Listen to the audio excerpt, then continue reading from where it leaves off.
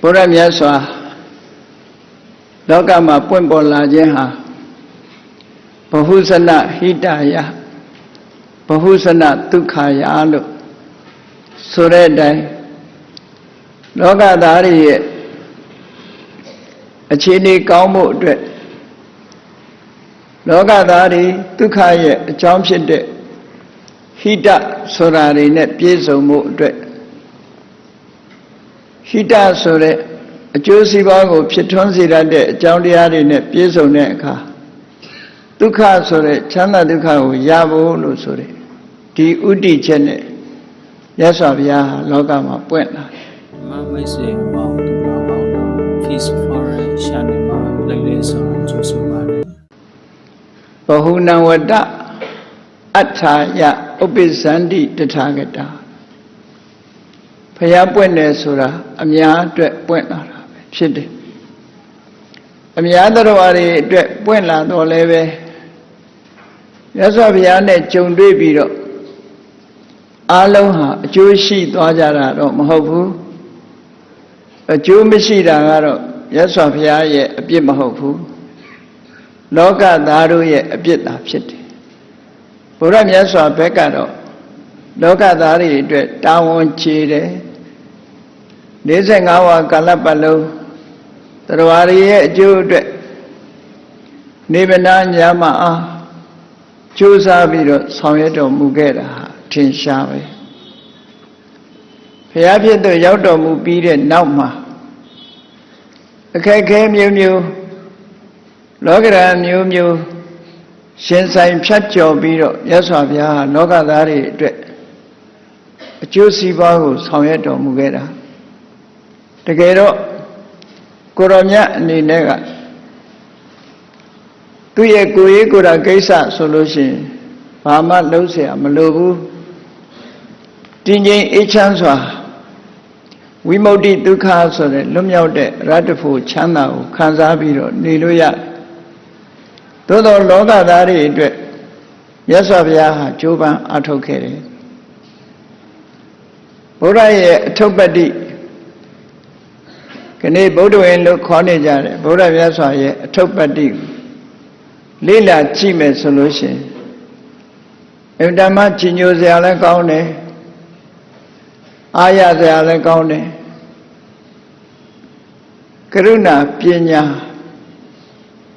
နှစ်ဖြာတွဲဖက်ပြီးတော့လောကသားတွေရဲ့ကျိုးရှိရာရှိချောင်းမြတ်စွာဘုရားဟောကြားဆုံးမခဲ့တယ်ဆိုတာအင်တမပေါ်လွင်ထင်ရှားတယ်ပေါ့လောကသားတို့အတွက်မြတ်ဗုဒ္ဓရဲ့ကြိုးပမ်းချက်ဆိုတဲ့ခေါင်းစဉ်နဲ့ဟောလာတာဒီကနေ့22ခုမြောက်မြတ်စွာဘုရားရဲ့ကြိုးပမ်းဆောင်ရွက်မှုကိုနာယူမှတ်သားကြရမှာဖြစ်တယ်ဘုရားရဲ့ဘဝကိုလေ့လာသုံးသပ်ကြည့်မယ်ဆိုရင်45နှစ်တာကာလဆိုတော့တဏှာရဲနဲ့လည်းပြီးအောင်ဟောလို့မရဘူးတရက်ထဲနဲ့လည်းပြီးအောင်ဟောလို့မရဘူးနောက်ဆုံးသက်တော်80ပြိဋိဘံစံအဆဲဆဲမှတောင်မှပဲလောကသားတို့ရဲ့အကျိုးဘယ်လိုဆောင်ရွက်သွားတယ်ဆိုတာနောက်ဆုံးပိတ်အပိုင်းကြမှာဒါသိရှိခွင့်ရကြမှာဖြစ်တယ်ဘုရားမြတ်စွာရဲ့ကြိုးပမ်းချက်တွေကိုဖတ်ရှုလေ့လာနာယူမှတ်သားကြရမယ်ဆိုရင်မြတ်စွာဘုရားပေါ်မှာကြီးညိုတဲ့စိတ်တွေဟာငကိုကားတဲ့တိုးပြီးတော့ဖြစ်ပေါ်လာမှာဖြစ်လို့မြတ်စွာဘုရားပေါ်မှာကြီးညိုတဲ့စိတ်ဟာကြီးညိုတဲ့စိတ်ကလေးဖြစ်ုံနဲ့ပဲလူပြည်နတ်ပြည်ရောက်ဖို့ဆိုတာမခဲရင်ပါဘူးထိုကြီးညိုတဲ့စိတ်ကိုအခြေခံပြီးတော့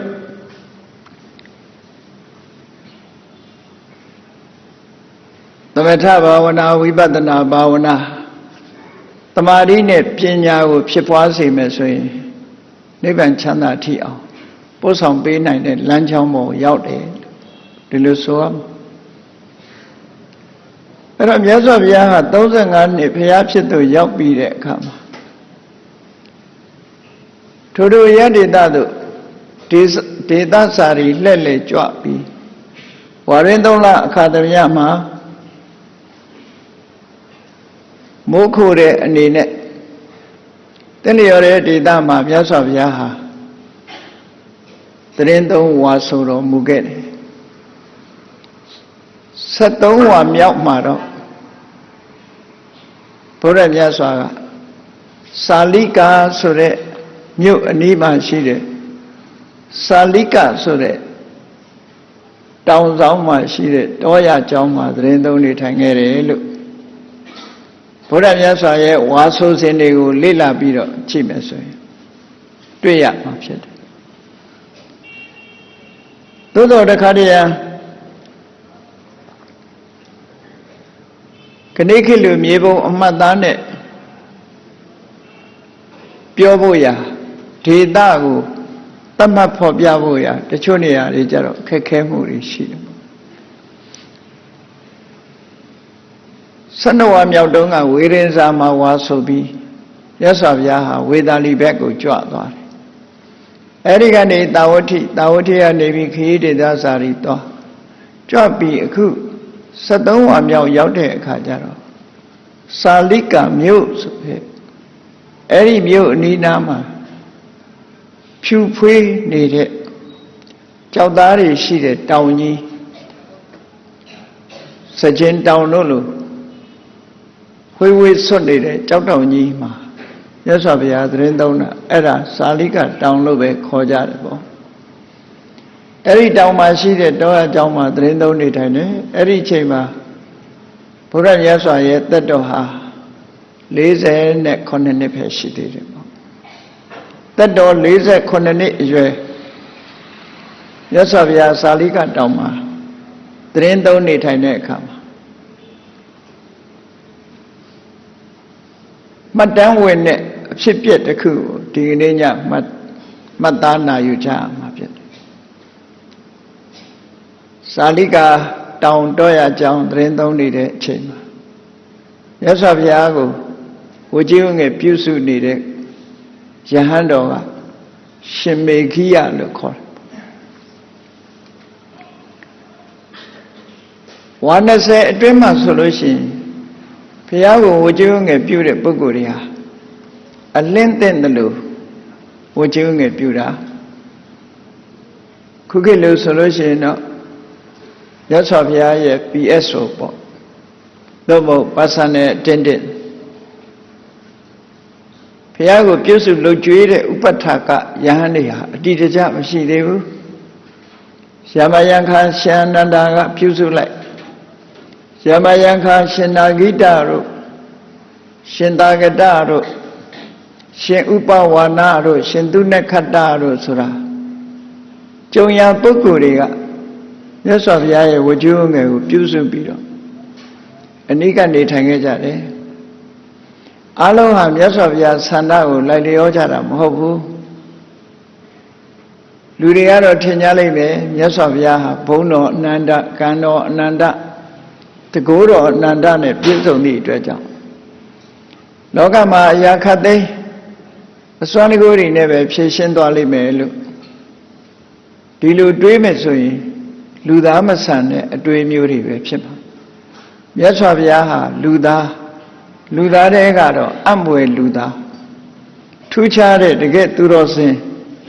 အသိပညာထက်မြက်လွန်းတဲ့ပုဂ္ဂိုလ်ကရုဏာကြီးမားလွန်းတဲ့ပုဂ္ဂိုလ်ဣစရိယမနုဿလို့ဆိုရယ်တကယ်အံ့ဩဖွယ်ကောင်းတဲ့လူသားတစ်ယောက်သို့တော့မြတ်စွာဘုရားရဲ့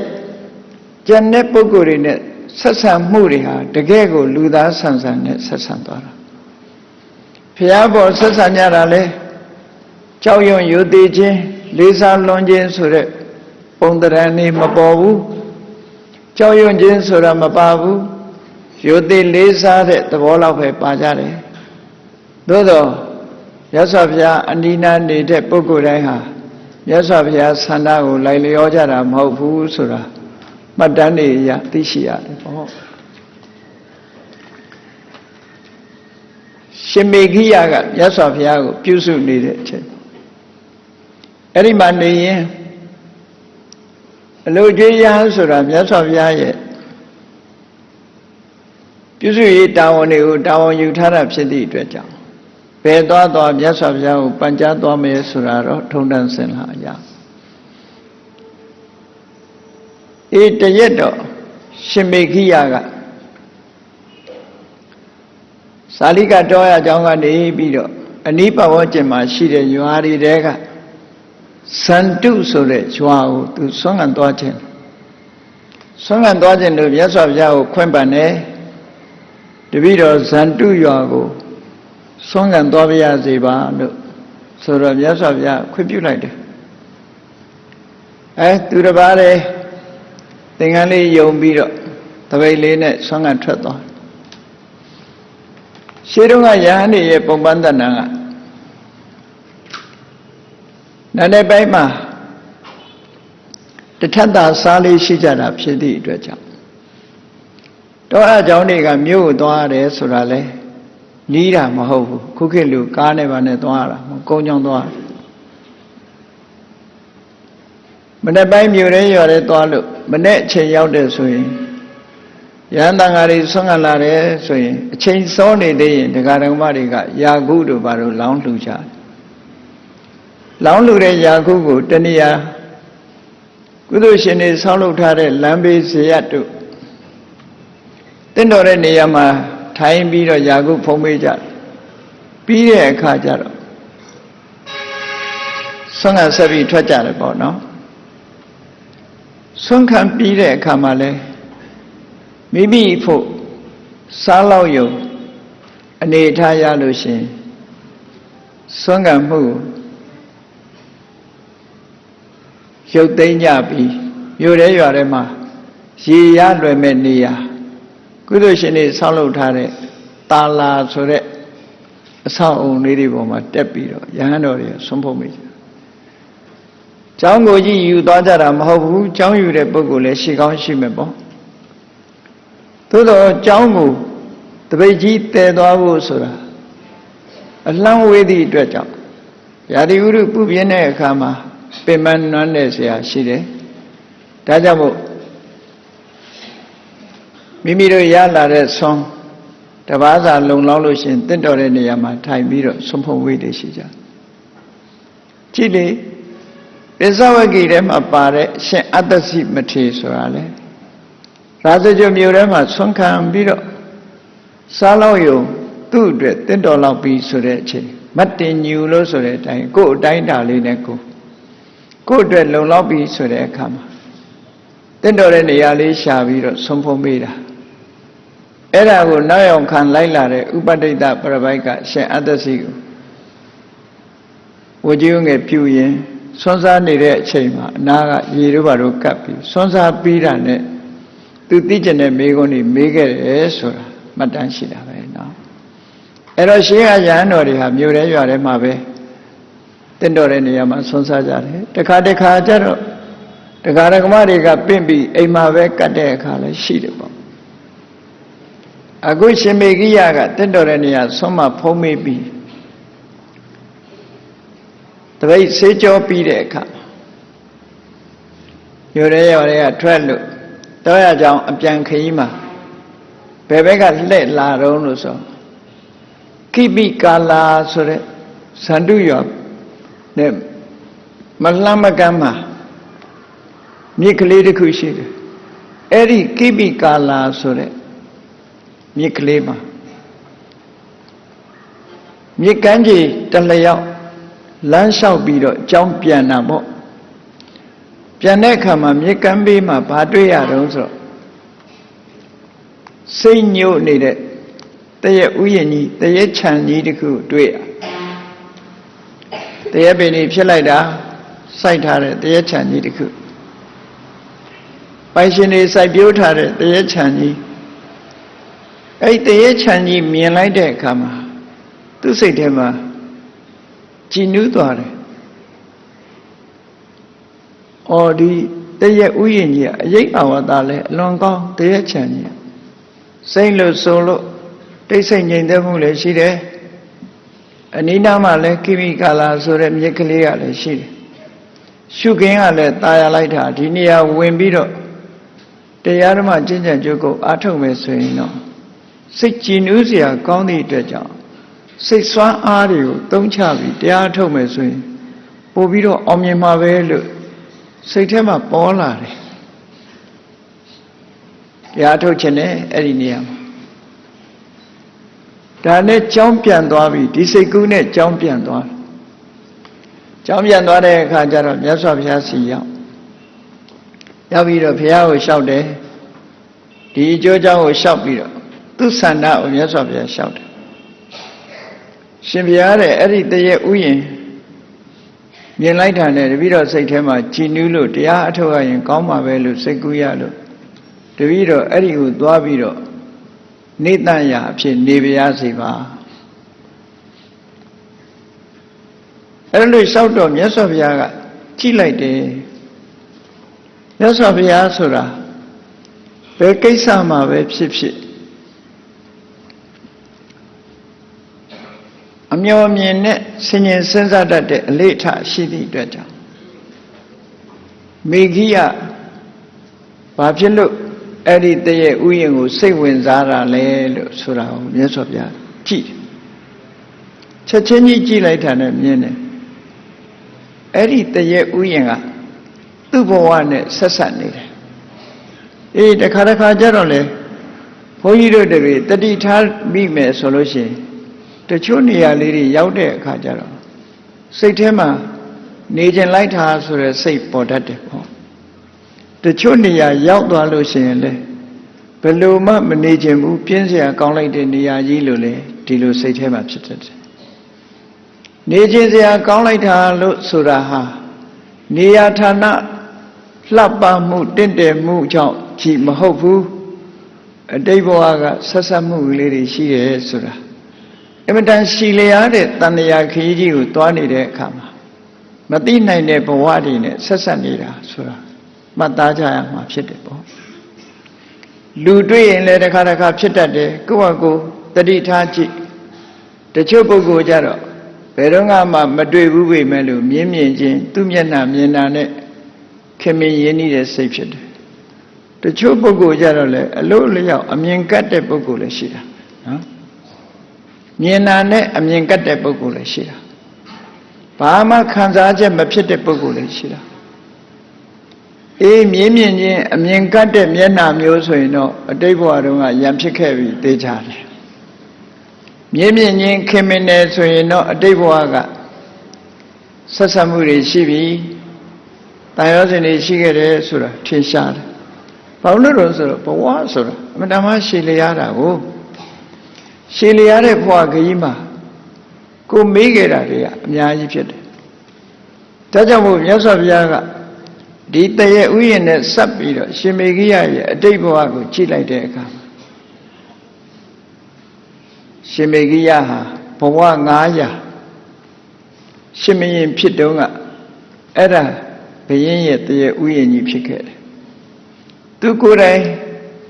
နန်းတော်ကထွက်ပြီးတော့မကြာခဏဒီဥယျာဉ်ထဲမှာလာရောက်ပြီးတော့နေထိုင်လေးရှိခဲ့တဲ့အလေးအလာဝါသနာဒါလေးကပြန်ပြီးတော့ပေါ်လာတာဘလောက်ပဲကွာဝေးအတွေးဆိုတာအကြောင်းမသိရဘဲနဲ့ပြန်ပေါ်လာတတ်တယ်အဲ့တော့ရှင်မေဂိယသူစိတ်ထဲမှာဒီတည်းဥယျာဉ်ကြီးထဲမှာနေခြင်းတဲ့စိတ်ပေါ်တာဟာအတိတ်ဘဝနဲ့ဆက်ဆက်မှုတွေရှိတယ်မြတ်စွာဘုရားကဆက်ကြည့်တယ်ဟုတ်ပြီအဲ့ဒီသွားရင်သူ့အတွက်အကျိုးထူမလားလို့ဆိုတော့အဲ့ဒီသွားရင်သူ့အတွက်တရားအထုတ်လို့မရဘူးဆိုတာကိုမြတ်စွာဘုရားမြင်တဲ့အခါကျတော့ဒါတွေကိုတော့မြတ်စွာဘုရားဖွင့်မပြောဘူးသို့တော့လောကသားတို့အတွက်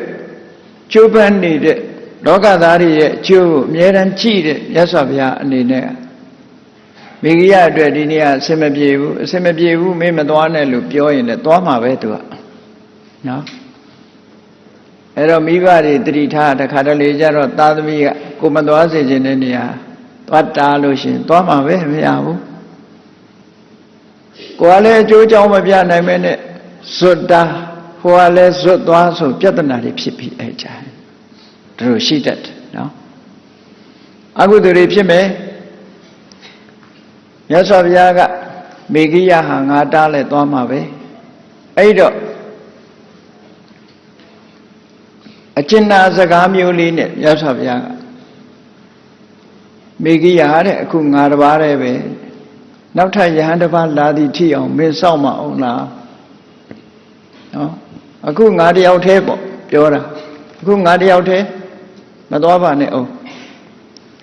နောက်ထပ်ယဟန်တစ်ပါးရောက်လာသည်ထိအောင်စောင့်မလားလို့ဆိုမြတ်စွာဘုရားကဒီစကားပြောတာဘုရားကတယောက်တည်းမနေရဲလို့လားလို့မေးကြရှိမဟုတ်ဘူးလူတွေရဲ့စိတ်နှလုံးနူးညံ့မှုအတွက်ဒီစကားလုံးကိုတမင်သုံးရတာကျိုးရှိမယ်ကြည်လေမြတ်စွာဘုရားအလောင်းတော်ဘဝတုန်းကတည်းကပဲ6နှစ်လုံးတပါးတည်းနေပြီးခဲရင်ပင်ပန်းစွာတရားထုတ်လာတဲ့ပုဂ္ဂိုလ်ဟာအခုငါတယောက်တည်းရဲ့နောက်ထပ်ယဟန်တစ်ပါးလာသည့်ထိအောင်စောင့်မအောင်လို့ဆိုတာသူ့ရဲ့စိတ်နှလုံးနူးညံ့မှုအတွက်မြတ်စွာဘုရားကတမင်ပြောတာကိုမြတ်စွာဘုရားအတွက်ပြောတာမဟုတ်ဘူးလို့သို့တော့တာမန်အားဖြင့်စဉ်းစားမယ်ဆိုရင်ဘုရားကသူတယောက်တည်းသူတစ်ပါးတည်းမနေရဲလို့ဒီလိုမလွတ်တာပဲလို့အပေါ်ယံတွေးချင်းတွေးမှာတာမန်ပုဂ္ဂိုလ်တွေကဒီစကားပြောရင်တော့ကိုယ်အကျိုးငဲ့ပြီးပြောတာလို့ပြောရမယ်မြတ်စွာဘုရားကတော့ကိုယ်အကျိုးငဲ့ပြီးပြောစရာဘာတစ်ခုမှမရှိဘူးတယောက်တည်းမနေရဲစရာလည်းမရှိဘူးအဖော်ရှာစရာလည်းမလိုဘူးမြတ်စွာဘုရားတခြားသုတ်တန်တွေမှာဆိုအများအားဟောလို့ရှိတယ်နော်တယောက်တည်းနေရတဲ့အကျိုးကျေးဇူးတွေကိုဖော်ပြောတာများတခုပါဆိုရင်ဘယ်လောက်ထိအောင်နာဂိတသုတ်မှာဆိုရင်မြတ်စွာဘုရားကဘယ်လိုဟောလဲနော်တယောက်တည်းခရီးသွားခြင်းရဲ့လွတ်လပ်မှုရှေ့မျောကြည့်လိုက်တယောက်မှမတွေ့ဘူးနောက်ကြည့်လိုက်လေတယောက်မှမရှိဘူးကိုတယောက်တည်းဆိုရင်ခြုံပေးတောင်ထိုင်စရာမလိုဘူးတဲ့မတန်လွယ်တယ်ဘယ်သူမှမမြင်ဘူးအဲ့အချိန်နော်မလွယ်ဘူးလားအကုန်လုံးလွယ်တယ်လေလူရှိသူရှိဆိုရှက်เสียဖြစ်နေဦးမှာကိုနောက်ဖေးသွားခြင်းလို့ရှိရင်ရှေ့ကြည့်လိုက်တယောက်မှမရှိဘူးနောက်လှည့်ကြည့်တယောက်မှမရှိဘူးဆိုလွတ်လပ်တယ်ပေါ့အဲ့ဒီလောက်ထိအောင်မြတ်စွာဘုရားကပွင့်ပွင့်လင်းလင်းပြောထားတာအခုဒီမှာကျတော့မေဂိယငါတယောက်တည်းနောက်ယဟန်တစ်ပါးလာသည်ထိအောင်စောင့်မအောင်လို့ပြောတာဟာရှင်မေဂိယရဲ့စိတ်တက်နုညံ့သွားအောင်လို့ပြောတဲ့စကားတဲ့ကိုယ့်အတွက်ပြောတာမဟုတ်သူ့အတွက်ပြောဒီလိုဆိုလို့တယ်နော်အဲ့ဒီတော့မေဂိယဆိုတဲ့ကိုရောကလည်းသူ့ဆန္ဒကအလွန်ပြင်းထန်အဲ့တော့ရကြောင်းမဲ့သူသွားခြင်းအဲ့တရားဥယျာဉ်မဲ့သွားခြင်းတော့သူကဘာပြောတော့ဆိုရင်အရှင်ဘုရားတဲ့မြတ်စွာဘုရားမှာတရားဓမ္မကျင့်တာလမ်းဆုံးနေပြီတဲ့လှုပ်เสียဘာမှမရှိတော့ရှေ့ဆက်လှုပ်เสียမရှိဘူးတဲ့လှုပ်ပြီးသားတွေထပ်နှွေးเสียလည်းမလိုတော့ဘူးတဲ့တပည့်တော်မှာကတော့ဘာတရားထုမှမရသေးဘူးတပည့်တော်ကကျင့်ရအောင်ပါအရှင်ဘုရားကတော့ပြည့်ပြည့်စုံနေပြီတပည့်တော်ကတော့လှုပ်เสียတွေရှိသေးတယ်ရှင်းရှင်းပြောရင်မဆောင်နိုင်ဘူးလို့ပြောတာပဲနော်ကြည့်လေနောက်တစ်ပါးလာသည်ထီအောင်မဆောင်နိုင်ဘူးတဲ့ဒီလိုပြောချင်တာပဲနော်အဲ့လိုပြောတာကိုမြတ်စွာဘုရားက3ကြိမ်ထီအောင်တားတယ်သူကလည်း3ကြိမ်လုံးပြန်လျှောက်တယ်လျှောက်တော့မြတ်စွာဘုရားကဘာပြောတော့အေးတရားထုတ်သွားမယ်ဆိုရင်ငါဘာပြောเสียလို့မလဲမင်းတဘောပဲလို့ပြောလိုက်တယ်အဲ့ကြသွားရောဒါလျှောက်နော်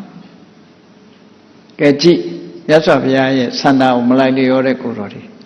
ဒီတဲ့ဆိုတဲ့ကိုတော်ရှိသေးတယ်လမ်းဆောင်လေးတွေ့လို့မြတ်စွာဘုရားကဒီလမ်းကသွားရအောင်ဆိုရင်တပည့်တော်ကဒီလမ်းကသွားခြင်းတာမဟုတ်ဘူးအဲ့ဒီလမ်းမသွားနဲ့ဒီလမ်းသွားရတပည့်တော်ကတော့ဒီလမ်းသွားရမှာဆိုပြီးတော့ဘုရားရဲ့တပိတ်သင်္ကန်းကိုကဲတာဖြင့်တပည့်တော်တော့ဒီလမ်းသွားမှာပဲရှင်ဘုရားရဲ့တပိတ်နဲ့သင်္ကန်း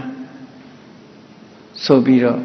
မြေကြီးပေါ်ချမလို့တောင်လှုပ်တဲ့ကိုတော်ရှိတယ်ဒါမှတ်တမ်းရှိလို့သိရတယ်နော်ဘုရားဆိုပြီးတော့အလုံးကဆန္ဒတွေလိုက်လျောနေမယ်လို့မအောင်မေ့လေနဲ့လူသားပဲ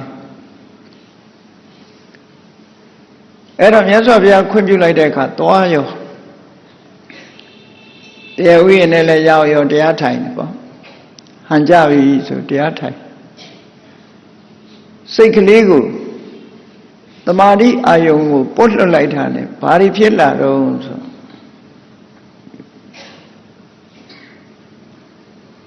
အတိတ်ကအရေးတွေဟာသူ့စိတ်ထဲမှာပေါ်လာ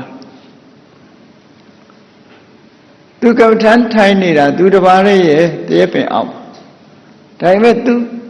ကမ္မထမ်းအာယုံအနေနဲ့ပေါ်လာတာကဘာဖြစ်တုံးဆိုသူကရာဇပလင်ကြီးနဲ့မင်းကြီးဖြစ်ပြီးတော့ဘေးကမိဖုရားမောင်မတွေကဝိုင်းဝန်းပြီးတော့သူ့အဖြေပြောနေတဲ့ဟာသွားတွေးနော်အဲ့တော့သူထိုင်နေတာကတရားထင်းနေတာကမင်းစည်းစိမ်ခံစားနေတာကိုသွားထင်းအဲ့ဒါကိုသဘောကျနေတာဘေးကအဆောင်တွေကရံပတ်လို့အနိနာမှာမိဖုရားမောင်မတွေနဲ့ချမ်းရံပြီးတော့တရက်ပင်အောင်မှာထိုင်နေတယ်လို့သူကသူမြင်လာကြံ့ကြံ့ဖန်မှန်လူစိတ်ဆိုတာနော်ဒီလိုမြင်လာတဲ့အခါမှာသူစိတ်ထဲမှာตายရတာပေါ့အဲ့ဒီလိုကာမဂုဏ်နဲ့ပတ်သက်တဲ့အတွေးတွေကိုကာမဝိတ္တလို့ခေါ်တယ်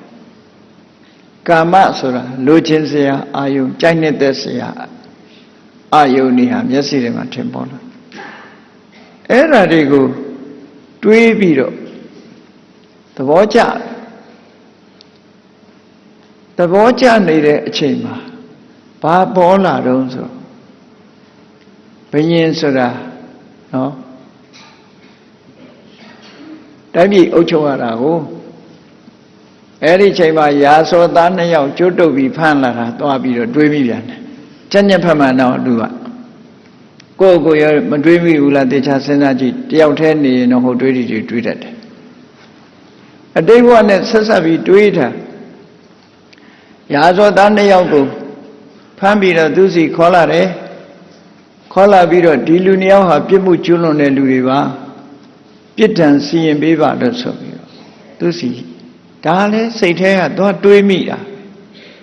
အလုံးလျောက်ကောင်းနဲ့ပေါ်လာတာတခါကိုတွေးတာမဟုတ်ပေမဲ့လို့ပေါ်တတ်တယ်အင်တမထူးဆန်းတယ်ကမ္မထာအထုတ်ပြီးဆိုတဲ့ပုဂ္ဂိုလ်တွေဟာတခါကျတော့ထူးထူးဆန်းဆန်းနေတွေ့တတ်တယ်နော်အဲ့ဒါကိုကမ္မထာရုပ်ရှင် meditation movie လို့ခေါ်တယ်တချို့ကအဲ့ဒါကြည့်နေတာနဲ့ရှေ့ကမ္မထာမတက်တော့အဲ့ဒီလိုရာဇဝတ်သား2ယောက်ခေါ်ဆောင်လာတဲ့အခါကျတော့စိတ်ထဲမှာဘာဖြစ်တော့ဒီကောင်တွေတိုင်းပြည်မှာငါအုပ်ချုပ်မှုအောက်မှာနေပြီတော်တော်ဆိုးတဲ့ကောင်ကဲဒီကောင်တယောက်တော့ထောင်သွင်းကျင်းချလိုက်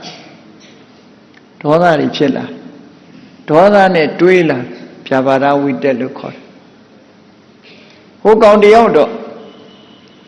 ဒီကောင်ကိုတော့ဆက်ဖြတ်ပြီးအတိတ္တစေဆိုပြီးတော့အမိန့်ချဝိဟိန္တာဝိတ္တဒီကောင်ဘို့တော့ကရုဏာမထားနိုင်ဘူးဘယ်ကောင်ပေါ်မှာကရုဏာမထားနိုင်ဘူးဟိုကောင်တော့ထောင်ချဒီကောင်ကကျူးလွန်တဲ့အပြစ်ကကြီးတယ်ဒီကောင်တော့အဆုံးစီရင်ဆိုပြီးတော့နော်အတော်ကြောက်စရာကောင်းတယ်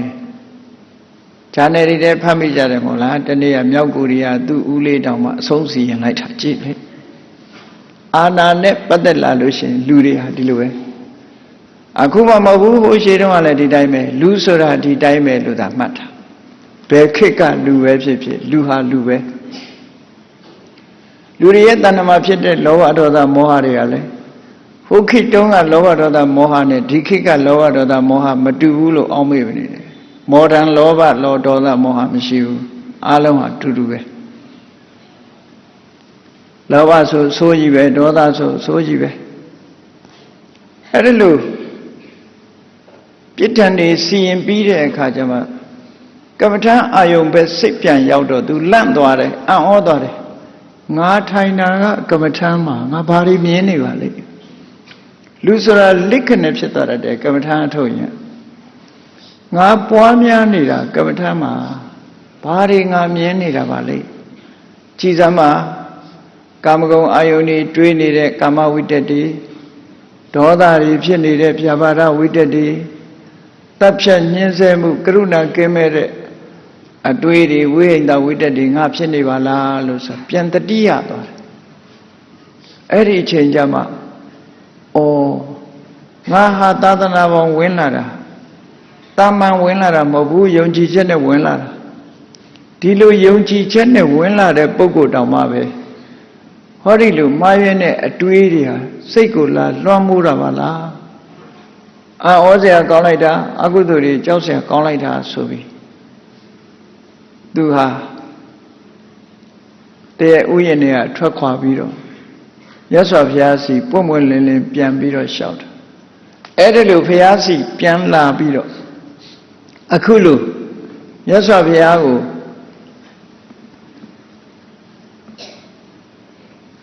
ပြန်ပြီးတော့ဆက်သွယ်လာတာဟာခုနကမြတ်စွာဘုရားကငါတယောက်တည်းမသွားပါနဲ့အိုးဆိုတဲ့စကားလေးချောင်းပဲ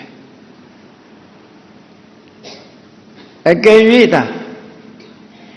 တယောက်တည်းဖြစ်ဖြစ်သွားခြင်းသွားမှာပဲဘုရားကလည်းမတားဘူးဆိုလို့ရှိရင်တော့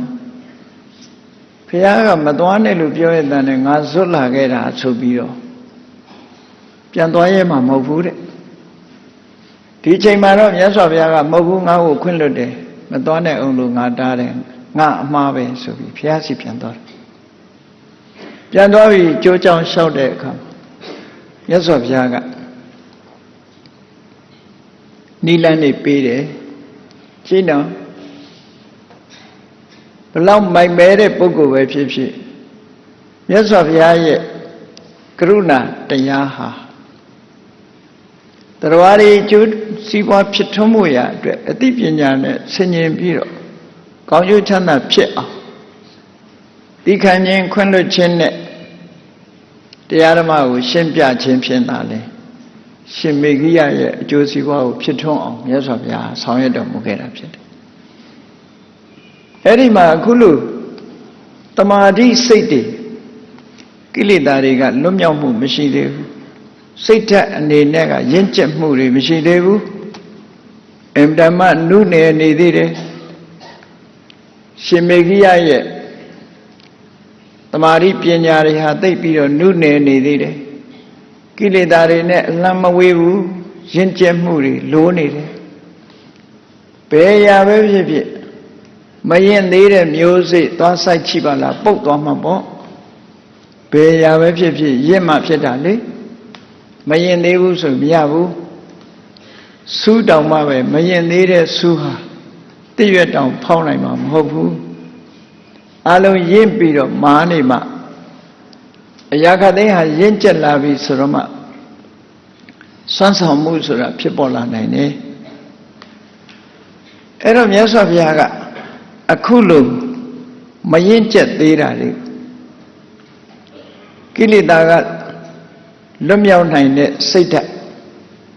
ရင့်ကျက်မှုမရှိသေးတဲ့စိတ်ဓာတ်ကိုအပရိပက္ခမရင်သေးဘူးမကြွားမဖြစ်သေးဘူးစေတောဝိမု ക്തി ကိလေသာကလွတ်မြောက်တဲ့စိတ်ကိလေသာကလွတ်မြောက်နိုင်တဲ့စိတ်ဟာရင့်ကျက်မှုမရှိသေးဘူးအဲ့ဒီရင့်ကျက်မှုမရှိသေးတဲ့စိတ်ဓာတ်မျိုးကိုရင့်ကျက်ဖို့ရာအတွက်ဘာတွေလုပ်ရမလဲဆိုတော့မြတ်စွာဘုရားလမ်းညွှန်ပေးတယ်ခုချိန်ဟာရင့်ကျက်မှုမရှိသေးသည့်အတွက်ကြောင့်အတိတ်ကပုံရိပ်တွေဟာဝင်ရောက်ကျူးကျော်သူစိတ်ကိုလွှမ်းမိုးသွားတယ်အတိတ်ကပုံရိပ်တွေကဝင်ရောက်ပြီးတော့ကျူးကျော်လွှမ်းမိုးသွားတဲ့အခါမှာအကုသိုလ်အတွေးတွေကာမဝိတ္တဆိုတဲ့အတွေးလောဘနဲ့တွေးတဲ့အတွေးဗျာပါဒဝိတ္တဆိုတဲ့ဒေါသနဲ့အတွေးဝိဟိန္ဒဝိတ္တဆိုတာကရုဏာကင်းမဲ့တဲ့ပြင်းထန်တဲ့ဒေါသနဲ့အတွေးအဲ့ဒီလောဘဒေါသစတဲ့ကိလေသာတွေဟာလူရဲ့စိတ်ကိုဝင်ရောက်ပြီးတော့လွှမ်းမိုးချုပ်ကင်ပြီးတော့သွားတယ်ကောင်းတဲ့စိတ်တွေပျောက်သွားတယ်ကမ္မထမ်းအာယုံပဲစိတ်ပြောင်းအဲ့တော့ဒါတွေကိုရင့်ကျက်အောင်ဒီစိတ်ဓာတ်ကိုအရင်ရင့်ကျက်အောင်လေ့ကျင့်ရမယ်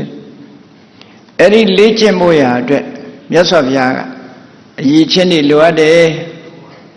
မရင့်ကျက်သေးတဲ့စိတ်ဓာတ်ကိုရင့်ကျက်စေဖို့အတွက်နံပါတ်1ဘာလိုအပ်လဲလို့ဆိုရင်ကလျာဏမိတ်တကောင်းမြတ်တဲ့ဂုဏ်ရည်ရှိတဲ့မိတ်ကောင်းဆွေကောင်းဆရာကောင်းတမကောင်းလိုသေးတယ်ဆိုလိုတာကမင်းငါအနာကထွက်သွားတယ်ထွက်သွားတာမင်းမှာဆရာကောင်းတမကောင်းမရှိသေးဘူး ဆရာကောင်းတမကောင်းလိုနေတယ်ဒီလိုဆိုလိုတာဆရာကောင်းတမကောင်းကလျာဏမိတ်တဆိုတာဘယ်လိုရည်ချင်းနေနဲ့ပြည်တာတော့ဆိုရင်တရားဆိုတာတွေနဲ့ပြည့်စုံတယ်သီလဆိုတာတွေနဲ့ပြည့်စုံတယ်တုတ္တဆိုတဲ့ဘောဓုတ္တတွေရှိတယ်တမာဓိဆိုတာတွေရှိတယ်ပညာဆိုတာရှိတယ်အဲ့ဒီလိုအရေးချင်းကောင်းတဲ့မိတ်ကောင်းဆွေကောင်းဆရာကောင်းတမကောင်းဒီလိုဆိုလိုတာပေါ့အဲ့ဒီအရေးချင်းပြည့်ဝတဲ့မိတ်ကောင်းဆွေကောင်းဆရာကောင်းတမကောင်းတွေဟာမရင်ကျေသေးတဲ့စိတ်ဓာတ်မရင်ကျက်သေးတဲ့လွတ်မြောက်စေနိုင်တဲ့စိတ်ဓာတ်ကိုရင့်ကျက်စေနိုင်တယ်လို့ဆိုလိုတာကဆရာနဲ့နေရမယ်ဆရာကိုစွန့်လွတ်ပြီးတော့မလုပ်ရဘူးဒီအဓိပ္ပာယ်မျိုးပြောတာနော်လောကလူတွေကနည်းနည်းတတ်လို့ရှိရင်ဆရာကိုဖယ်ရှားခြင်းတာဟုတ်ဆရာကိုစွန့်လွတ်ခြင်းလာကြတယ်အဲ့ဒါလိုမဖြစ်ရဘူးတဲ့ဆရာနဲ့ကလျာဏမိတ်တဆိုတာမိပြုရမယ်ပြီးတယ်ဆိုတာသူ့ရဲ့အဆုံးအမအမြဲတမ်းရှိနေရမယ်ဆရာရှိနေတယ်ဆိုတဲ့စိတ်ဓာတ်ပေါ်ကိုကကိုယ့်အတွက်မိကောင်းတစ်ခုဖြစ်နေမိကောင်းတစ်ခုဖြစ်တယ်ဒါကြောင့်မို့လို့ကလျာဏမိတ်တဆိုတာအရေးကြီးတယ်လို့ဒီနေရာမှာရှင်အနန္ဒာရဲ့လျှောက်ကြားချက်ကိုမြတ်စွာဘုရားလက်မခံတာတစ်ခုရှိတယ်မြတ်စွာဘုရားရှင်အနန္ဒာကမြတ်စွာဘုရားကိုလျှောက်တယ်မြတ်သောအကျင့်ကျင့်တဲ့နေရာမှာကလျာဏမိတ်တဆိုတဲ့ဆရာကောင်းကထက်ဝက်အကျိုးပြုပါတယ်ရှင်အနန္ဒာကဘယ်လိုတွေးတာလဲဆိုဆရာကသင်ပေးတာဒီပြီးကကိုယ်တိုင်လုပ်တာ50-50ပေါ့50-50စီပေါ့ဆရာကအကျိုးပြုတာ50ကိုကလုပ်တာ50ဆိုပြီးတော့ရှင်အနန္ဒာတို့လျှောက်တယ်အဲ့ဒါမြတ်စွာဘုရားကအာနန္ဒမင်းဒီလိုမပြောနဲ့50-50မဟုတ်ဘူးဆရာဟာ100% ရာခိုင်နှုန်းပြည့်ကျုပ်ပြုတယ်ဆိုဒီလိုဟောတာရှိတယ်နော်ဘာဖြစ်လို့တော့ဆိုတာအကယ်၍ဆရာကလမ်းမပြလို့ရှင်သူ့ရဲ့50ကဘာလို့ဆရာဆုံးဆရာကို50လို့ပြောရင်ဆရာလမ်းမပြရင်သူ့50ကလကားပဲလေသူ90ကဒါကြောင့်မို့လို့သူလှုပ်တာဟာလည်းပဲဆရာလှုပ်တာအတိုင်းပဲပေါ့ဆရာစီကရတဲ့နည်းပဲပေါ့ဒါကြောင့်မို့လို့ရာခိုင်နှုန်းပြည့်ဆရာကအကျိုးပြုတယ်လို့ဒီလိုမြတ်စွာဘုရားဆုံးဖြတ်တယ်အခုလည်းပဲမရင်ကျစ်သေးတဲ့စေတောဝိမု ക്തി ဆိုတဲ့ကိလေသာလွတ်မြောက်ဖို့စိတ်ဓာတ်ရင့်ကျက်လာစေဖို့အတွက်ဒီကလျာဏမိတ်တဆိုတဲ့ဆရာကောင်းတမကောင်းဟာရေးကြည့်တယ်ရင့်ကျက်စေနိုင်တယ်ကလျာဏမိတ်တရင့်ကျက်စေနိုင်ဒါကပြင်ပကအကြောင်းတရားတစ်ခုပြော24ပစ္စည်းထဲမှာဟောထားတဲ့ဥပနိဒယပစ္စယောဆိုတာအဲ့ဒါဆရာကိုအမိပြုခြင်းဟာအကောင်းတဲ့အကြောင်းတစ်ခုထောက်ပံ့ကြီးတစ်ခုပဲလို့ဒီလိုဆိုတာပေါ့ဆရာမပိုင်ဘာမှမဖြစ်နိုင်ဘူးဒါကဗဟိတ external condition လို့ခေါ်တယ်အတွင်းနဲ့အပြင်ဟာအများရန်ပေါင်းစပ်ရတယ်ဟောနောက်တစ်ခုကဘာတော့လို့ဆိုလို့ရှိရင်ကြော်ပြီးတော့ပြောလိုက်ရမယ်ဆိုရင်အပြင်အကြောင်းတွေကိုမြတ်စွာဘုရားဟောတဲ့ထဲမှာနောက်တစ်ခုကအဲ့ဒီလိုကလျာဏမိတ်တဆိုတဲ့ဆရာကောင်းမိတ်ဆွေကောင်းတွေစီကဆုံးမစကားကြားနာမှတ်သားနေရဖို့လိုအပ်တယ်ဆိုလိုတာကဆရာကောင်းတမကောင်းရှိရမယ်ဆရာကောင်းတမကောင်းစီကအကြံကောင်းဉာဏ်ကောင်းတရားစကားကောင်းတွေကိုရရှိမယ်ဒီလိုဆိုလိုတာပေါ့နော်အဲ့ဒီစကားတွေဟာဒီထဲမှာဖော်ပြထားတဲ့အခါမှာအဘိတံလိခိကာကိလေသာတွေကိုတွန်းထုတ်ဖယ်ရှားနိုင်တဲ့စကားမျိုးလူဆိုတာအဘိစကားနားထောင်လိုက်ရလို့ရှင်စိတ်ဓာတ်ရဲ့စွမ်းဆောင်မှုကအမတန်ကြီးမားတယ်လေ တိုက်တွန်းအားပေးတဲ့စကားဟာအရေးကြီးတယ်လမ်းဖြောင့်ပေးတဲ့စကားဟာလည်းအရေးကြီးတယ်ဒါကြောင့်မို့အဘိတန်လေခိကာကိလေသာတွေကိုချစ်ထုတ်ဖယ်ရှားနိုင်တယ်ပါတော်လုပ်နိုင်တယ်စေတောဝိဝရဏတပ္ပယစိတ်ဓာတ်တွေအညစ်အကြေးတွေကပိတ်ဆို့မနေပဲနဲ့ပွင့်လင်းလာတဲ့အတွက်ထောက်ကူပြုနိုင်တယ်ပွင့်လင်းလာအောင်ထောက်ကူပြုနိုင်တယ်စကားမျိုးတဲ့အဲ့ဒီစကားတွေက10မျိုးရှိတယ်လို့စာပေကျမ်းကမှာထည့်10မျိုးအတူချုပ်ပြောရလို့ရှင်တိအပိစ္ဆကထာအလိုလောဘမကြည့်ရဘူးလောဘကိုချိုးနေရမယ်ဆိုတဲ့စကားဒီအဆုံးမစကားလေးဟာတာမန်မဟုတ်ဘူးမရင်ကျက်သေးတဲ့စိတ်ဓာတ်တွေကိုရင့်ကျက်လာစေနိုင်တယ်ဒါကြောင့်အပိစ္ဆကထာအလိုနီးဖို့ဟောပြောတဲ့စကားမျိုးတွေကိုကလျာဏမိတ်တ္တစီကရအောင်ယူရမယ်သူစီကကြားနာနေတာဖြစ်ရမယ်နောက်တစ်ခုကဘာလို့ဆိုရင်တန်တုဋ္ဌိကထာကိုရှိတာနဲ့ကျင့်တတ်နိုင်ရမယ်ဒီနှစ်ခုဟာသိအရေးပါတယ်လောကလူတွေဒုက္ခရောက်နေတာအလိုကြီးတာရယ်မရောက်ရဲတာရယ်ဒီနှစ်ခုကဒုက္ခပေးတာအလိုကြီးတယ်ဆိုတာလောဘမထိန်နိုင်တာမရောက်ရဲတယ်ဆိုတာလည်းလောဘမထိန်နိုင်တာလောဘမထိန်နိုင်ရင်ဒေါသလည်းထိန်နိုင်မှာမဟုတ်ဘူးဒါကြောင့်မို့ဒီစကားနှစ်ခုဟာအရေးပါတယ်အဲ့ဒါတွေကကလျာဏမိတ်တ္တစီကရနိုင်တယ်လို့ဆိုတာဟောနောက်နံပါတ်3ကဘာလို့ဆိုပဝိဝေကကထာဒုတိယထဲနေတာကာယဝိဝေကတရားတို့တရားမြတ်ရဖို့ရင့်ကျက်ဖို့ဆိုတာတယောက်တည်းနေပေးရ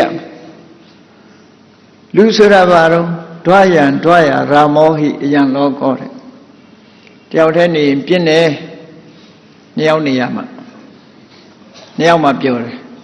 လူတွေကထင်းတာဟိုနာအတွဲလေးတွေဒီနာအတွဲကိုလည်းတွဲတာပဲလေတယောက်တည်းမနေချင်ကြဘူးလူရဲ့တရားဝါမှန်သမျှအတွဲနဲ့ပဲနေချင်တူးတယ်မနေဘူးဒါမို့စာပေမှာဆိုထားတာဒွါယံဒွါယာရာမောဟိအယံလောကောတဲ့ဒီတတ္တလောကကြီးကအတွဲလေးနဲ့မှပျော်တယ်ကြောက်တဲ့နေရင်လုံးကြီးဖြစ်လာခုကလုံးကြီးဖြစ်တာကိုတယောက်တည်းနေတဲ့လူကတယ်လီဖုန်းတောင်ဆက်သေးတယ်ခဏခဏနော်တယောက်တည်းမနေချင်တော့အနည်းဆုံးတော့ဖုန်းလေးဆက်လိုက်အဲ့ဒါကြောင့်မလို့တယောက်တည်းနေဖို့ပဝိဝေကကထာကမ္မထံလို့အထုတ်ပြီးနိဗ္ဗာန်ကိုသွားမယ်ဆိုရင်ဧကာယနောတယောက်တည်းသွားရမယ်လမ်းနဲ့နှစ်ယောက်နေစကားများမှာပဲစကားပြောတော့မှာပဲ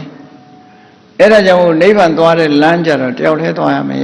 တယောက်နေလို့မရဘူးအဲ့ဒါကိုပဝိဝေကကထာလွတ်လွတ်လပ်လပ်နေဖို့တချို့ကြတော့တယောက်တည်းသာနေတာစိတ်ကနှစ်ယောက်ဖြစ်နေတတ်တယ်အမြဲတမ်းဘာနဲ့နေတဏှာအတွေးလေးနဲ့စိတ်ကူးရင်အဲ့ဒါမျိုးကြတော့လည်းမဖြစ်ပြန်ဘူးလူအနေတယောက်တည်းစိတ်ကြတော့နှစ်ယောက်တွဲဒါမျိုးဖြစ်နေဗျစိတ်ကနှစ်ယောက်တွဲနေတဲ့ပုဂ္ဂိုလ်ဟာလေတရားတို့တရားမြတ်မရနိုင်ဘူးဒါကြောင့်မို့စိတ်တဝိဝေကလည်းဖြစ်ရမယ်စိတ်မှလည်းပဲကိလေသာတွေမတွဲစေရဘူးလို့ဒီလိုဆိုတာအဲ့ဒီစကားမျိုးအဆုံးအမမျိုးကိုလည်းရအောင်ယူရမယ်တဲ့ဟောနောက်တစ်ခုကနံပါတ်4ကဘာလို့ဆိုရင်အတန်တက်ကကထာဆက်ဆံရေးဆက်ဆံမှုတွေမြင်တာလည်းပဲဆက်ဆံတယ်လို့ခေါ်တယ်မြင်များတော့ဘာဖြစ်ကျင်နာပွားတယ်ဆိုဖြစ်လာတယ်နော်ဓတနတန်တက်ကအတန်ကြားလို့ရှိရင်လေ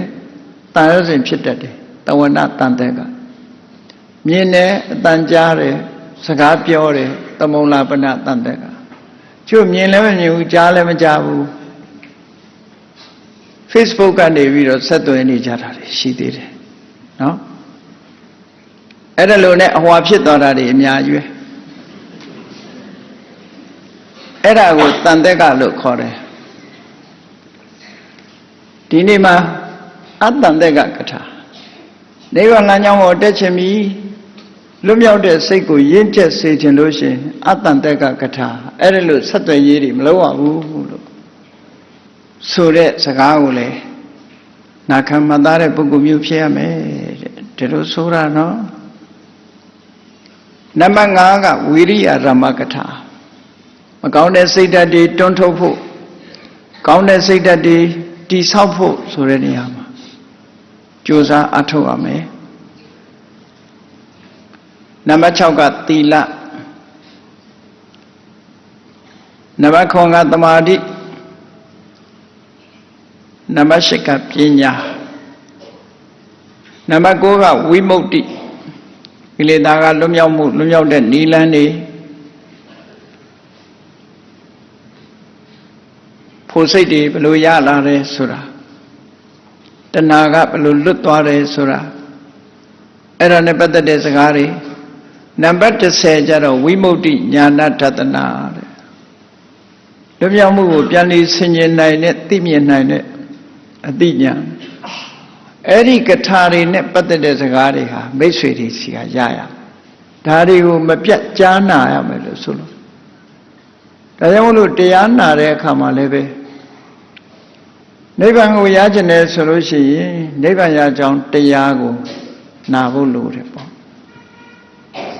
ပြင်းလို့နာတာကြတော့ပြောစရာပြောတတ်တဲ့ပုဂ္ဂိုလ်စီနာမယ်ဒါမှအပြင်းပြေမှာနော်တော့တရားနာတယ်ဆိုတာပြင်းလို့နာတာမဖြစ်စေရဘူးအသိဉာဏ်ရဖို့နာတာပဲဖြစ်ရမြတ်စွာဘုရားတရားဟာပြင်းပြေအောင်ဟောတာတခုမှမပါဘူးနော်အပြင်းပြေကိုဟောတာမဟုတ်ဘူးအသိဉာဏ်ရဖို့ဟောတာအသိဉာဏ်ဆိုတာကြားဘူးနာဝရှိသွားတဲ့အခါမှာကြားယုံကြားပြီးဒီတိုင်းထားသွားလို့ရှိရင်လည်းဘာမှရမှာမဟုတ်ဘူးကြားပြီးတော့မှတ်ရမှတ်ပြီးတော့စဉ်းစားပြီးတော့ရှောင်တဲ့နာနဲ့ဆောင်းတဲ့နာရှောင်ရန်ဆောင်းရန်ရှောင်ရမယ်အောင်ရှောင်မယ်ဆောင်းရမယ်ဆောင်းအဲ့ဒီကြမှာအကျိုးဖြစ်ထွန်းတာဒီလိုဖြစ်ဖို့လိုတယ်နော်တရားဝဲတွေလုပ်ပြီးတရားကျင့်ပါတယ်တရားပွဲကြီးတွေကျင့်ပါတယ်တရားနာတယ်ဆိုတာအသိဉာဏ်ရဖို့လာတာအသိဉာဏ်တွေရရမယ်ဘဝမှာနေနေထိုင်နေတွေသိရမယ်မြတ်စွာဘုရားအဆုံးအမတွေသိရမယ်သိပြီးတော့အဲ့ဒီအဆုံးအမတွေကိုဆွဲဆွဲမြဲမြဲမှတ်သားရမယ်မှတ်သားပြီးတော့အဓိပ္ပာယ်ရှင်းအောင်စဉ်းစားရမယ်ပြီးပြီဆိုတဲ့အခါကျင့်ရမယ်ဒါမြတ်စွာဘုရားလမ်းညွှန်ပဲချက်ပဲလေဒီကြမှာအကျိုးဖြစ်ထွန်းတယ်ဆိုတာရှိတယ်အဲ့တော့မရင်ကျက်သေးတဲ့စိတ်ဓာတ်တွေရင်ကျက်လာဖို့အတွက်မိတ်ကောင်းဆွေကောင်းရဲ့မိတ်ကောင်းဆွေကောင်းစီကတရားကောင်းစကားကောင်းရဲ့ဒီနှစ်ခုလိုအပ်တယ်ဒါအပြစ်မဲ့ကလာတဲ့ဟာနှစ်ခုဟောဒီနှစ်ခုရှိရမယ်တဲ့မြတ်စွာဘုရား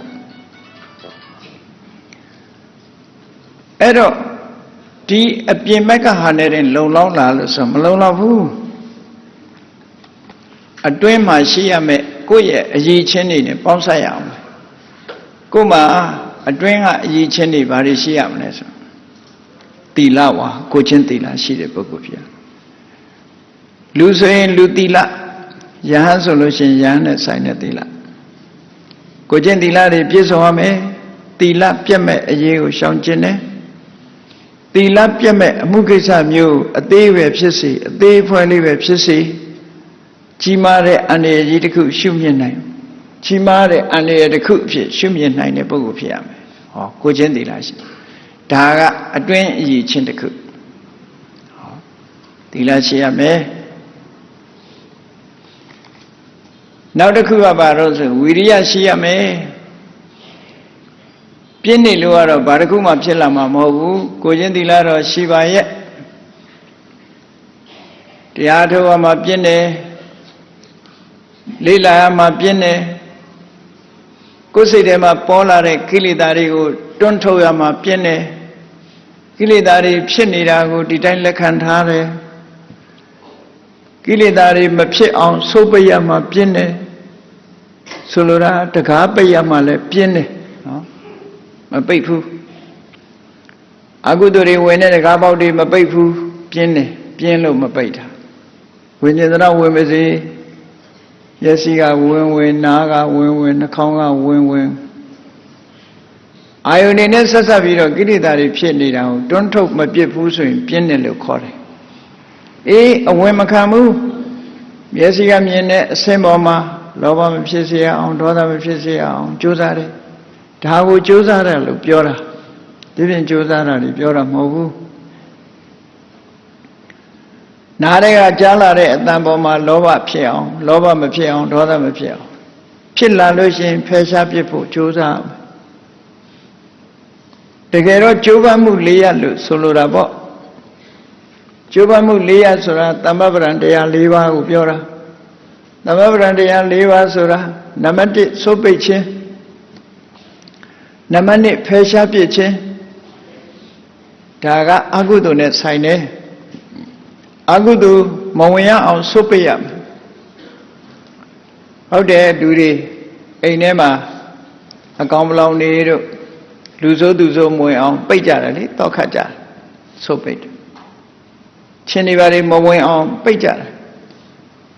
သို့တော့ကိလေသာမဝင်အောင်တော့မပိတ်ဘူးသူကိလေသာကြတော့တကားဖွင့်ပေးထားတာအမြဲတမ်းနော် welcome to forever ပဲအမြဲတမ်းပဲသူကိလေသာကြတော့ပိတ်ဖို့ရမလုပ်ကြဘူးလေချင်းကြတော့မလာနဲ့ဆိုပြီးတော့ပိတ်ထားခြေနှောင်ထဲမှာခြင်လေးတစ်ကောင်ဝင်မောင်းထုတ်တယ်မဟုတ်လားစိတ်ထဲမှာဒေါသဝင်လာရင်မောင်းထုတ်ဘူးသဘောကျဟာလာမပြောနဲ့ငါစိတ်တူတယ်လို့သိတာကိုစိတ်တူတာပဲဂုံယူသေးတယ်လေတချို့အေးအခုဝိရိယဆိုဒီမှာအကုသိုလ်တွေမဖြစ်သေးမဖြစ်အောင်ဆုတ်ပိတ်ထားမယ်ဖြစ်လာလို့ရှိရင်လည်းမနိုင်လို့ဝင်လာလို့ရှိရင်လည်းမောင်းထုတ်ရမယ်ဟောဒီနှစ်ခုမဖြစ်သေးတဲ့ကုသိုလ်တွေဖြစ်အောင်ကြိုးစားရမယ်ဖြစ်ပြီးသားကုသိုလ်တွေတိုးပွားလာအောင်လုပ်ရမယ်ဒီ၄ခုကိုသမ္မာတရား၄ပါးလို့ခေါ်တာအဲ့တော့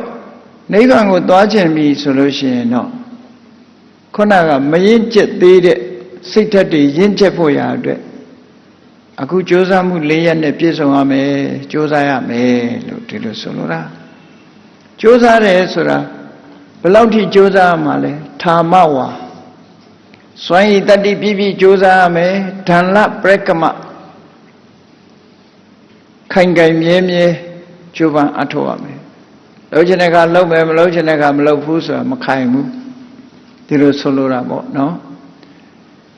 အဲ့တော့သီလရှိရမယ်ဝီရိယရှိရမယ်ဟောတာအရေးချင်းနှစ်ခုအတွင်းကနောက်တစ်ခုကဘာလို့ဆိုပညာတဲ့ရင့်ကျက်ဖို့ရအတွက်ပညာဒါဖြင့်ဘယ်လိုပညာမျိုးတုံးလောကီပညာတွေလားပညာဆိုတာလည်းအမျိုးမျိုးရှိတဲ့ထဲမှာမြတ်စွာဘုရားဆိုလိုတဲ့ပညာဘယ်လိုပညာမျိုးလဲဥဒယထဂာမိနီတဲ့မိမိရဲ့တဏ္ဍမှာဖြစ်တဲ့ယုတ်တရားနံတရားတွေရဲ့အဖြစ်အပျက်ကိုသိတဲ့ပညာဟာဝိပဿနာပညာကိုပြောတာနော်အဲ့တော့ဝိပဿနာပညာဆိုတာကိုယ်နဲ့အနည်းဆုံးပညာတစ်ခုပဲကိုယ်တဏ္ဍမှာယုတ်တိနံတွေဖြစ်နေပြီမဲ့လို့လူတွေကဒီအသိပညာမရှိတဲ့အခါဘာဖြစ်တုံးဆိုဒီယုတ်နံကိုပဲငါလို့ထင်တယ်ငါဟာလို့ထင်တယ်အဟံကာရမမံကာရဒီယုံနံတွေကိုပဲငါလို့လည်းပြောတယ်ငါဟာလို့လည်းပြောတယ်တကယ်ကတော့ယုံနံဟာယုံနံပဲငါမဟုတ်ဘူးငါမဟုတ်ရင်ငါဟာလည်းမဟုတ်ဘူးဆိုတယ်ဒီဒိဋ္ဌိနဲ့တဏှာဒီနေရာမှာအဟံကာရကဒိဋ္ဌိမမံကာရကတဏှာဒိဋ္ဌိရဲ့အမြင်တဏှာရဲ့အတွေ့ဒီနှစ်ခုကိုဆိုလိုတာအဲ့ဒီဒိဋ္ဌိအမြင်တဏှာအတွေ့စာပေကျမ်းကမှာဆိုတဲ့အဟံကာရမမံကာရမာနာနုတယဒီနေရာမှာအနတ္တလက္ခဏာသုံးပါလာတဲ့နေဧတံမမဧသောဟမသမိဧသောမေအတ္တနဲ့တွားပြီးတော့မတူတတ်ဘူး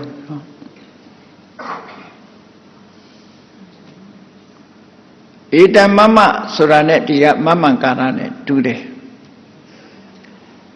ဧသောမိအတ္တနဲ့အဟံကာရနဲ့တူတယ်လို့ဒီလိုတွေ့ရမယ်ဧသောဟမတမိဆိုတဲ့မာနနဲ့မတူဘူးဒီမှာဒါကြောင့်မို့တချို့တက္ကရာမှာလွဲမှားနေတာရှိတယ်ပေါ့စာအုပ်ကလွဲမှားတာပါတက္ကရာတော့မလွဲမှားအဟံကာရကိုမာနလို့ဖွင့်တဲ့အတက္ကရာရှိတယ်သို့တော့ဒီတပါးတည်းပဲရေးတာပဲတချို့စာအုပ်ကျတော့အဟံကာရဒိဋ္ဌိမမံကာရတဏှာနောက်ကမာနဆိုတာတီးတန့်ပါပြီးသားဖြစ်တယ်ဒါကြောင့်မို့အဟံကာရဒိဋ္ဌိမမံကာရတဏှာလို့ပဲမှတ်ရမယ်ဓမ္မတော့အဲ့တော့ငါနဲ့ငါဟာလုံနေတဲ့အသိဉာဏ်လွှမ်းမိုးခံထားရတဲ့တဏှာနဲ့ဒိဋ္ဌိကလွှမ်းမိုးထားသည့်အတွက်ကြောင့်ငါဟာဖြစ်နေကြအဲ့ဒါကိုသိတဲ့ပညာမျိုးငါမဟုတ်ဘူးငါဟာမဟုတ်ဘူးလို့သိတဲ့ပညာမျိုးဖြစ်လာရင်ဖြစ်လာတဲ့အခိုက်မှာသိလိုက်တယ်တော့မဟုတ်ဘာကြောင့်ဖြစ်တယ်ဆိုတာသိတယ်ချုပ်ပြက်သွားရင်ချုပ်ပြက်သွားတာကိုသိတယ်ဘာကြောင့်ချုပ်ပြက်တယ်ဆိုတာသိတယ်အဲ့ဒါကိုပြောတာဥဒယထခာမိနီဖြစ်မှုပြက်မှုသို့မဟုတ်ဖြစ်ကြောင်းပြက်ကြောင်းကိုသိတယ်အရိယာယနိဗ္ဗေဒိကယသမ္မာဒုက္ခခယခာမိနီယအဲ့ဒါလို့သိခြင်းဟာတဏှာဆိုတဲ့ကိလေသာကိုလည်းဖယ်ရှားနိုင်တယ်ဒိဋ္ဌိဆိုတဲ့ကိလေသာကိုလည်းဖယ်ရှားနိုင်တယ်ကြံတဲ့ကိလေသာတွေကိုလည်းဖောက်ခွဲနိုင်တယ်နိဗ္ဗေဒိကယဖြစ်ပြနိုင်တယ်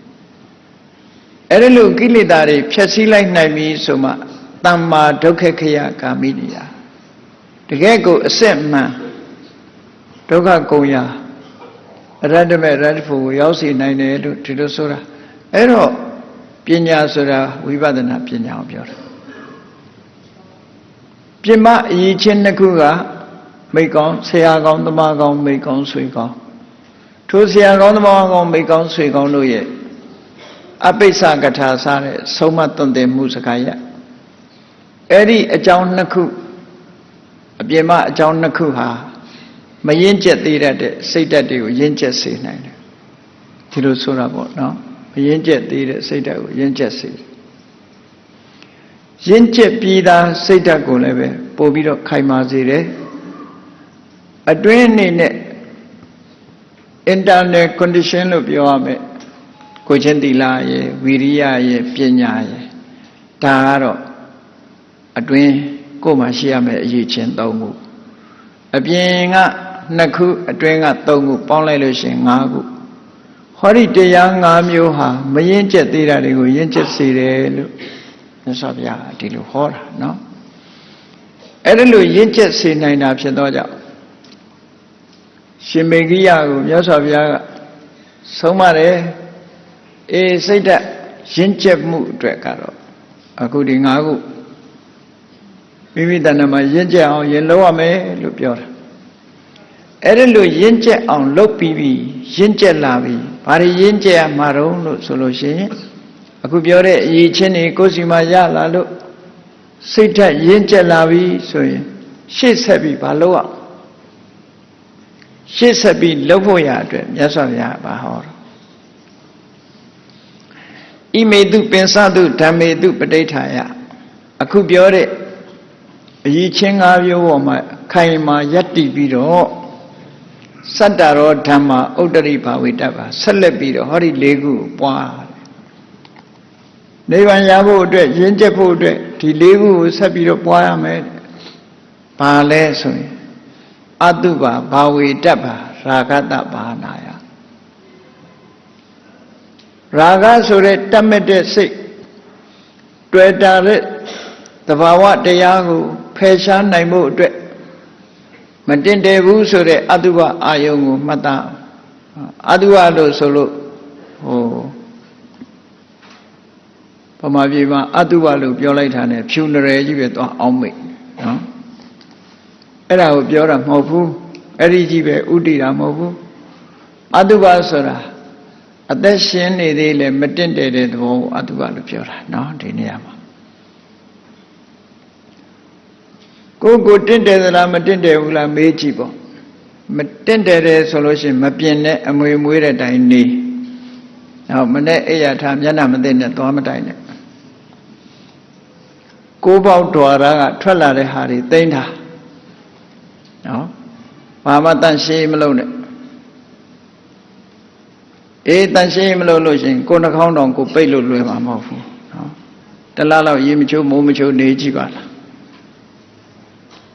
အဲ့တော့မတင့်တယ်ဘူးဆိုတာကိုယ်ခန္ဓာကိုယ်ရှိတာတွေတခုမှမတင့်တယ်တာဆိုတာသိကြတယ်လေမျက်စိကထွက်တာနှာခေါင်းကထွက်တာနားထွက်တာဘာမှသိမ့်ထားเสียရှိဘူးထွက်တဲ့မြနောက်ဆုံးမှာစားတော့ကတော့ဇပွဲကြီးနဲ့မိသားစုပြောပါစားတယ်ဘာဖြစ်လို့စွန့်ပစ်တဲ့အခါကျတော့တကားချက်ထိုးပြီးတော့တယောက်တည်းသွားတယ်အဲ့ဒီကြတော့လည်းပျော်ပျော်ပါလှုပ်လို့ရမလားရဘူးမတင့်တယ်တဲ့သဘောတွေဟာထင်ရှားတယ်ပေါ့အဲ့ဒါကြောင့်မို့လို့ရာဂကိုဖယ်နိုင်ဖို့ရာအတွက်မတင့်တယ်တဲ့အတုပတင်ညာကိုပွားရမယ်လို့ဒီလိုဆိုတာအဲ့ဒါစိတ်ဓာတ်ရင့်ကျက်လာမှာပဲနောက်တစ်ခုကမေတ္တာဘာဝေတ္တဘာဒေါသတပါဟနာယဗျာပါဒတပါဟနာယဗျာပါဒဆိုတဲ့စိတ်ပျက်စီးနေမှုအယုဆိုးကြည်တံဒေါသဖြစ်မှုအလိုမကျမှုတွေကိုဖယ်ရှားဖို့အတွက်မေတ္တာပွားပါတဲ့မေတ္တာပွားရမယ်တဲ့နောက်တစ်ခါအာနာပါနတတိဘာဝေတ္တဘာဝိတကုပစ္စေတာရှင်မေကိယကတည်းကဥယျာဉ်နဲ့သွားပြီသူအတွေးတွေမထိန်ခဲ့နိုင်ဘူးပေါ့အဲ့ဒီအတွေးတွေကိုဖြတ်တောက်ဖို့အတွက်အာနာပါနလုပ်ပါတဲ့မြတ်စွာဘုရားသူ့အတွက်လည်းဒါအသုံးဝင်တယ်ခုနကတွေ့တာမှုတွေသူဖြစ်ခဲ့တယ်ဒေါသတွေဖြစ်ခဲ့တယ်လေသူကသူဘုရင်ကြီးလိုဖြစ်ပြီးမောင်မမိတ်တန်ရဲ့အလဲမှာကာမဝိတ္တတွေဖြစ်ခဲ့တယ်လေရာဇဝတ်သားတွေခေါ်လာတဲ့အခါဗျာပါဒဝိတ္တတွေဖြစ်လာတယ်ဒါကြောင့်မို့လို့မြတ်စွာဘုရားဒါဟောတာနော်အဲဒီတွေ့တာတဲ့စိတ်တွေပေါ်လာမပေါ်ရအောင်အတုပတင်ညာပွားဒေါသတွေမဖြစ်ပွားရအောင်မေတ္တာပွားဒါတွေနဲ့တားလို့ဆိုလို့တယ်ပြီးပြီဒီလိုအတွေးတွေနောက်ထပ်မပေါ်ရအောင်ဗာနဲ့တားအာနာပါနတတိထွက်လေဝင်လေပေါ်မှာအာယုစိုက်နေတဲ့တတိနဲ့ပွားလို့ဒီလိုဆိုတာပေါ့နော်ပြီးတဲ့အခါကျတော့အနိစ္စတင်ညာဘာဝေတ္တပါအတ္တမိမာနသမုဋ္ဌာတယငါလုံနိုင်တယ်ငါစွမ်းနိုင်တယ်ဆိုတဲ့ကိုယ်အရေးချင်းပေါ်မှာအထင်ရောက်နေတဲ့မာနတရားဖယ်ရှားဖို့အတွက်ဘယ်ရာမှမမြဲပါလားလို့ဆိုတဲ့အနိစ္စတင်ညာကိုပွားပါဟုတ်တယ်လူတွေကမာနကြီးနေလို့ရှိရင်အနိစ္စတင်ညာနဲ့ချပြီးအနိစ္စတင်ညာနဲ့ပွားဘယ်ရာမှမမြဲဘူးတနေ့ကျတော့ပျက်စီးသွားမှာပဲဆိုတာ ਨੇ ကိုငါရကောကောခြင်းနဲ့စိတ်တွေပျောက်သွားအောင်အနိစ္စတင်ညာပွားမယ်လို့ဒီလိုဆိုတာနော်အဲ့ဒီမှာမြတ်စွာဘုရားကအနိစ္စတင်ညာပွားမှကိုယ်လိုတိုင်းဘာမှမဖြစ်ဘူးမမြဲဘူးဆိုတာသိရင်ကိုယ်လိုတိုင်းမဖြစ်တာပဲလေကိုယ်လိုတိုင်းမဖြစ်ဘူးဆိုတဲ့အနတ္တတင်ညာဟာဖြစ်ပေါ်လာမှာဖြစ်တယ်တဲ့အနတ္တတင်ကြီးအတ္တိမာနသမုဋ္ဌာတံပါပုဏ္ဏတိအနတ္တကိုဘာမှမတတ်နိုင်ဘူးဆိုတာနော်လက်မြောက်လို့အရှုံးပေးနှလုံးအေးတဲ့စိတ်လူချင်းကြတော့သူလက်မမြောက်ရပါမယ်တဘာဝတရားကြတော့လက်မြောက်လိုက်ရတာပဲလေဘာတတ်နိုင်စပင်ဖြူလိုက်ရင်တော့ဆိုးလိုက်ကြတာအမဲနောက်ဆုံးကြတော့ဖြူတာပါပဲလက်မြောက်ရတာပဲနော်ပရေတွန့်လို့ဖို့တောက်ထိုးလဲနောက်ကြတော့တွန့်တာပဲမသေးအောင်အမျိုးမျိုးလှုပ်လဲနောက်ကြသေးတာပဲအဲ့ဒါလက်မြောက်လို့အရှုံးပေးရတာလေအနိစ္စသဘောတရားကိုဆင်ញင်လို့ရှိရင်အနတ္တဆိုတာကိုယ်လိုတိုင်းဘာမှမဖြစ်ဘူးနော်အဝတ္တဝတ္တနာကိုယ်ဆန္ဒတိုင်းမဖြစ်ဘူးဆိုတာထင်ရှားလာပြီးတော့